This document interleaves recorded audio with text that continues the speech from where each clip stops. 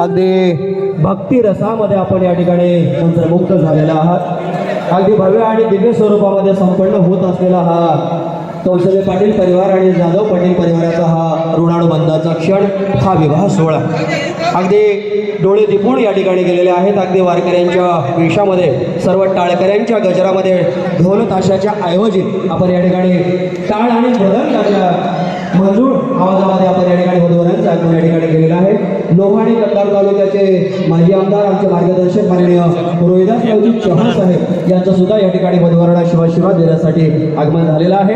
त्यांचं दोन्ही परिवाराच्या वतीने या ठिकाणी सहर्ष स्वागत आहे. यानंतर मी वधूवरांना विनंती करणार आहे, स्टेजवरती गेल्याबरोबर महाराष्ट्राचं आराध्य दैवत जाणता राजा कुलवाडी भूषण छत्रपती शिवाजी महाराजांच्या प्रतिमेचं पूजन आणि त्यांचा आशीर्वाद घेऊनच आपल्याला या ठिकाणी पुढे यायचं आहे.